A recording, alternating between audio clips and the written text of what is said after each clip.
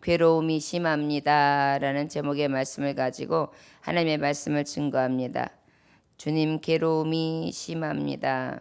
시편 102편 8절로부터 11절까지 말씀입니다.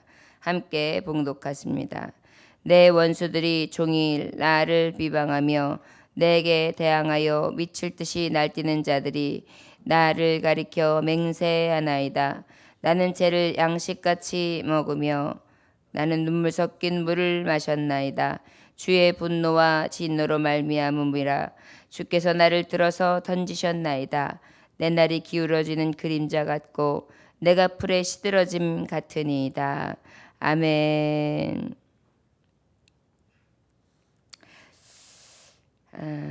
주님 괴롭습니다.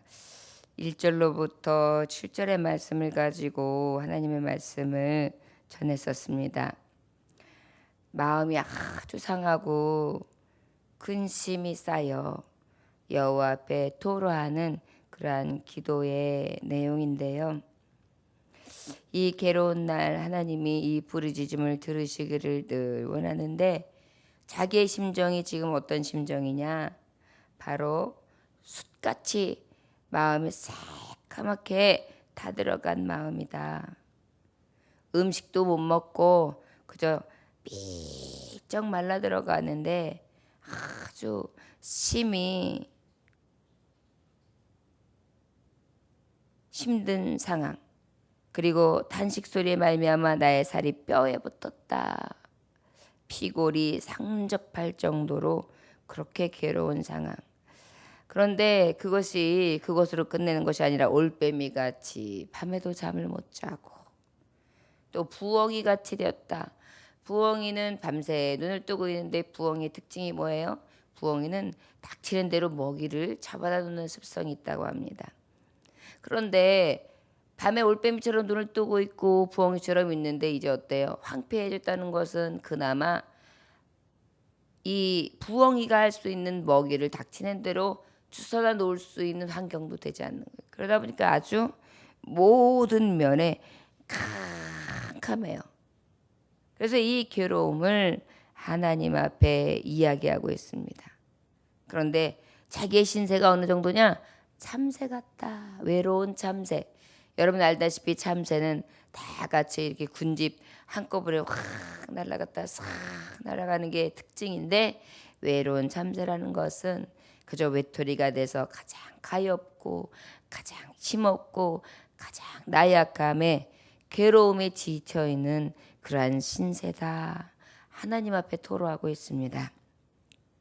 오늘 말씀은 8절로부터 11절까지의 말씀. 주님 괴로움이 심합니다.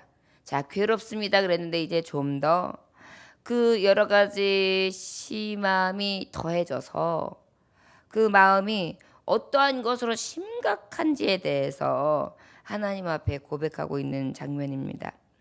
8절에 내 원수들이 종일 나를 비방하며 내게 대항하여 미칠 듯이 날뛰는 자들이 나를 가리켜 맹세하나이다. 원수들은요, 우리에게 특별히 있어서 원수는 무엇일까요?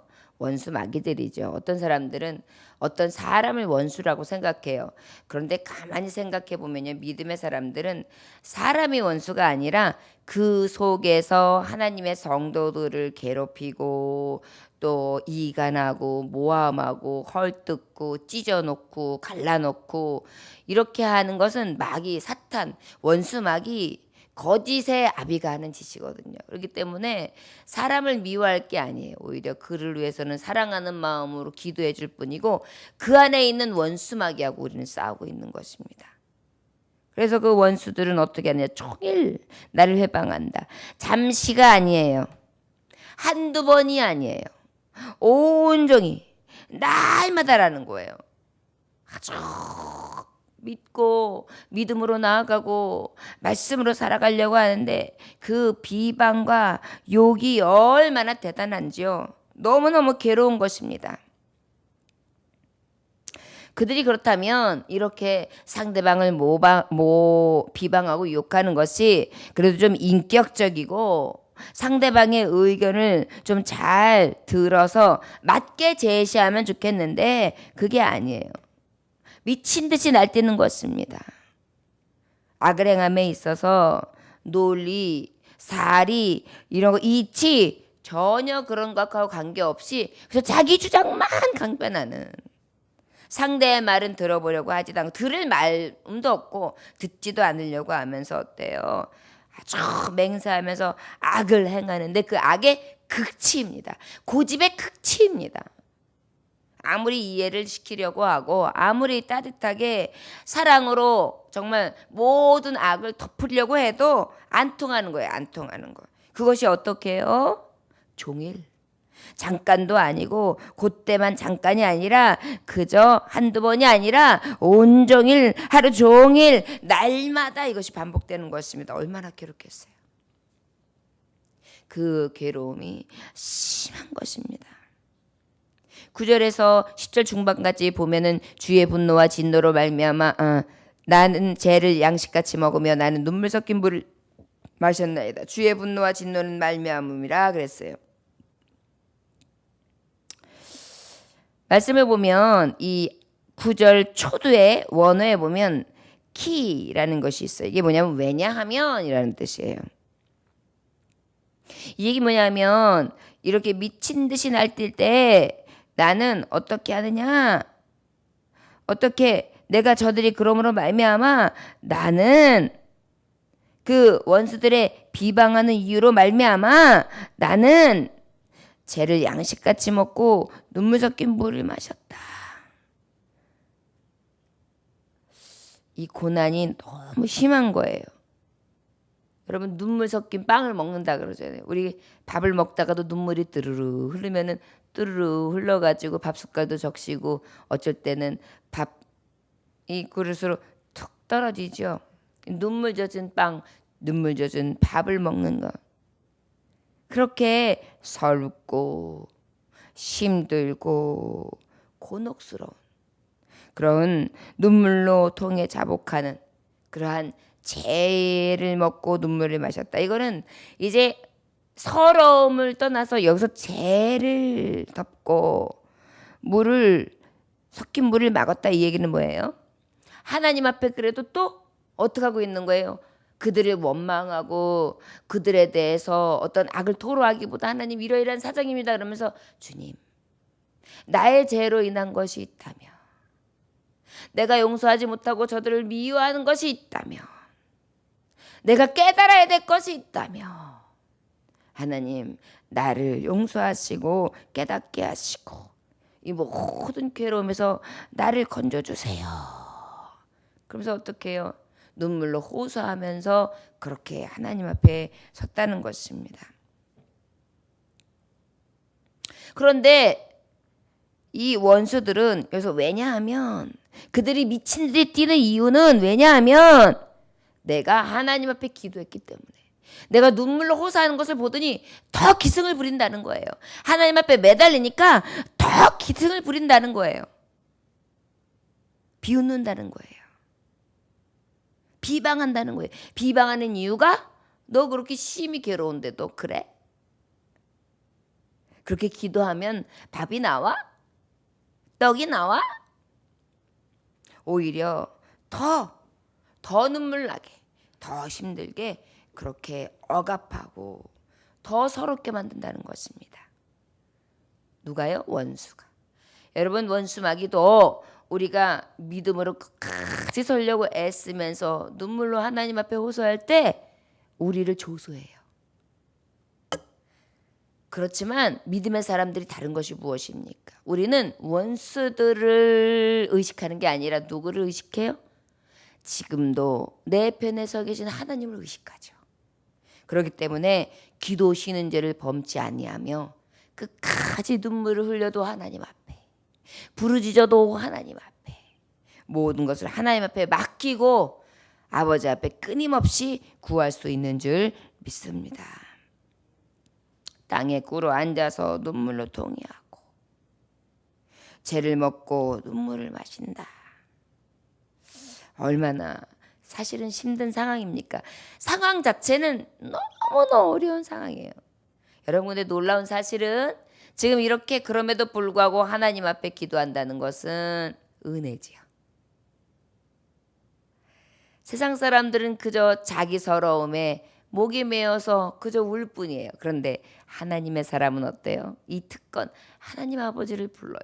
아버지 앞에 다 이야기하는 거예요. 여러분 우리가 고아가 되고 나면 아무리 슬퍼도 엄마 아버지 그러면서 이럴 수가 있어 저럴 수가 있으면서 얘기할 수 있는 사람이 없어요. 참 서럽죠.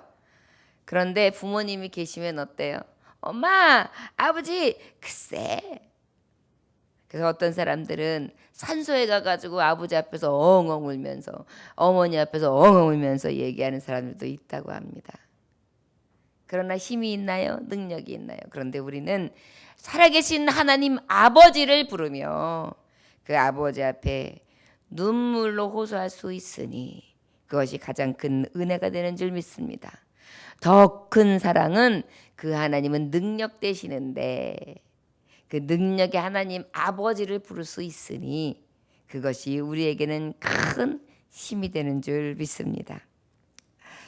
또 보니까 양식을 먹으며 나는 눈물 섞인 물을 마셨나이다. 10절 주의 분노와 진노를 말미암으라 주께서 나를 들어서 던지셨나이다. 11절 내 날이 기울어지는 그림자 같고 내가 풀에 시들어진 같으니이다. 지금 여기 보니까 하나님 제가 이렇게 생각해 보니까 여기도 원어의 앞에 10절 앞에 또 왜냐하면 이게 있어요.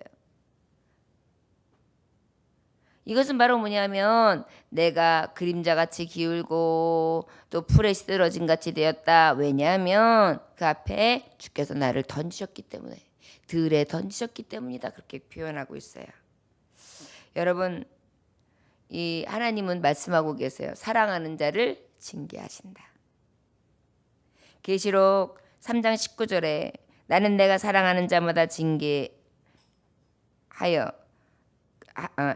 징계하니 그러므로 너는 열심을 내고 회개하라 그래요. 하나님은요 사랑하는 자를 징계하세요. 그래서 늘 우리는 회개하고 열심을 내야 되는 것이 우리가 갈 길이에요. 사실 원인 없는 결과는 없어요.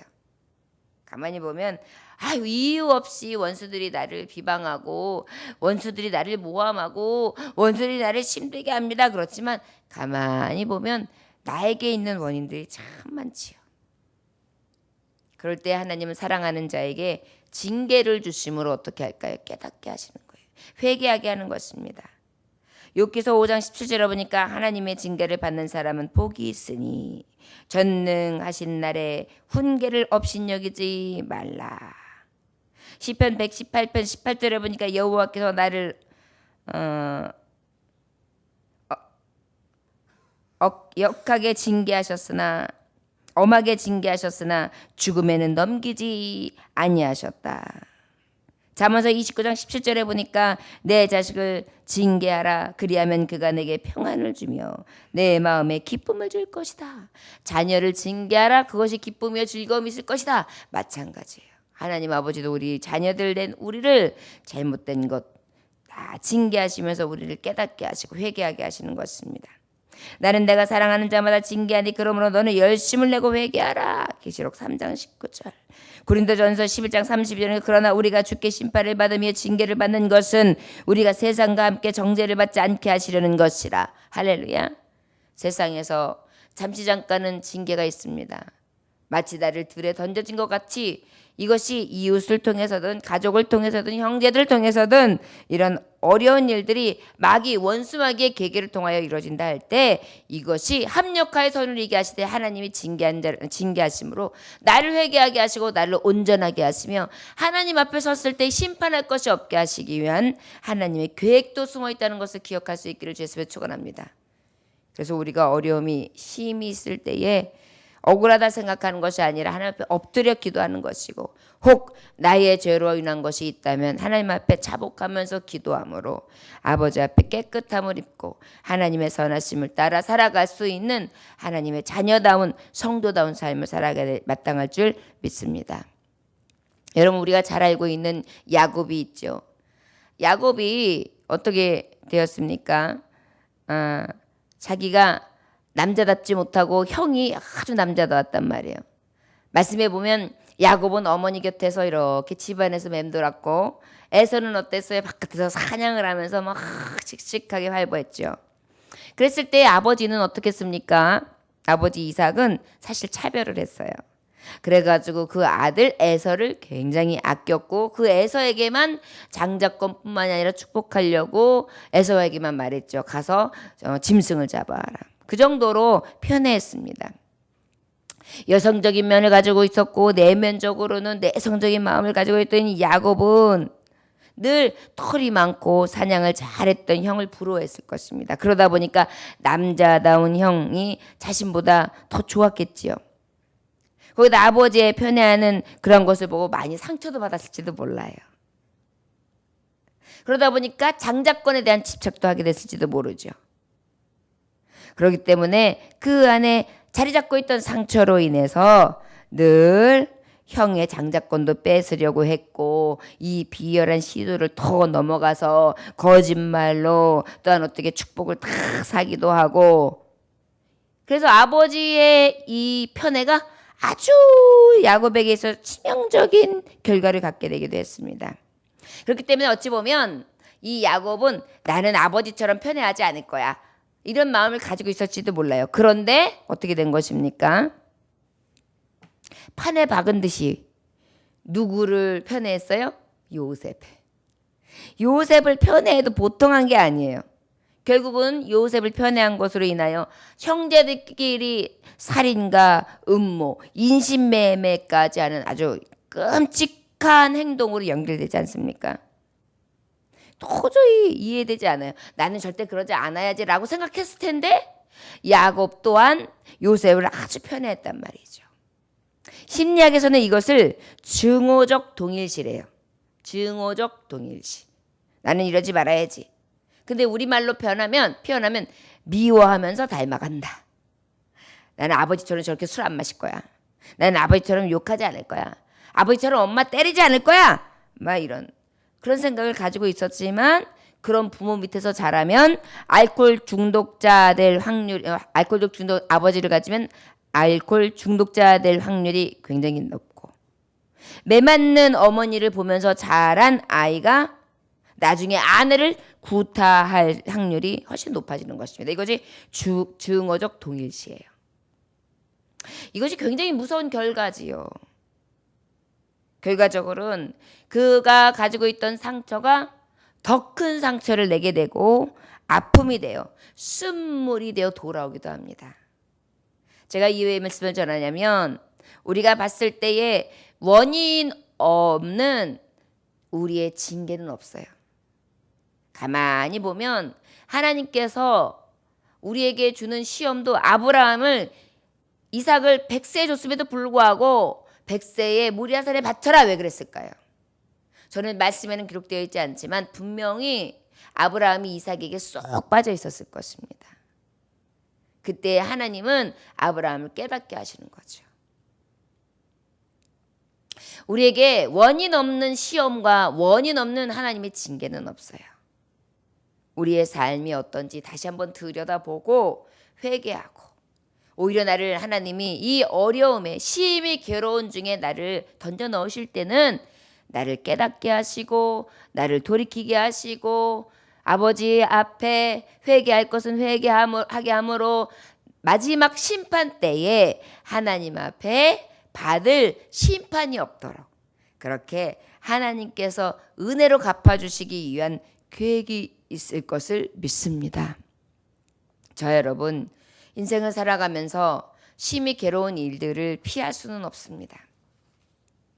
그럴수록 우리는 지금 시편 기자처럼 어려운 것도 다 하나님 앞에 괴로운 사정도 토로하고 그리고 그 괴로움 가운데에 하나님 앞에 또 회개하고 하나님이 나를 징계하신다면 혹 나를 던지셨다면 그 원인이 뭘까 생각하면서 또 회개하고 돌이키고 아버지께서 기뻐하시는 삶이 무엇일까 생각하면서 하나님을 기쁘시게 할 수 있는 그러한 삶을 살아갈 수 있기를 원합니다. 저와 여러분 오늘도 주님 앞에 영광 돌릴 수 있기를 원합니다. 제가 일례로 자녀가 굉장히 어려운 중에 헤매고 있을 때, 큰 시험을 만났을 때, 자녀가 아주 아파서 고통 중에 있을 때, 그때 하나님을 깊이 만나니까 어떤 마음이 생기냐면, 하나님, 나의 죄로 인하여 혹시 자녀가 괴로움당하는 것은 아닙니까? 그러면서 하나님 앞에 일일이 저의 죄, 아주 작은 것부터 큰 것까지 다 내려놓고 하나님 앞에 회개하게 되더라고요. 그리고 누구를 대하든지 더 조심하게 되었습니다. 혹 나의 이 죄로 내 자녀들이 괴로움을 당할까 봐. 왜냐하면요, 원인 없는 결과가 없어요. 하나님은 사랑하는 자일수록 깨닫게 하시기 원하시거든요. 그래서 특히 자녀들이 괴로움을 겪을 때는 부모님들이 더 많이 기도하면서 자신을 돌아보잖아요. 우리 안에 오히려 이런 것들이 나에게 있어서 징계인 것 같지만 사실은 그것이 하나님의 사랑의 매다. 그 사랑의 매 자체가 나를 죽이기 위한 것이 아니라 살리시기 위한 하나님의 계획인 것을 기억하시기 원합니다. 시편 118편 18절에 보면 여호와께서 나를 억울하게 징계하였으나 엄하게 징계하였으나 죽음에는 넘기지 아니하셨다 그랬어요. 우리 하나님은 나를 혹 저 수월로 던지시는 것 같지만 하나님은 나를 죽이려고 하는 것이 아니라 살리려고 하는 계획이 있음을 믿고요.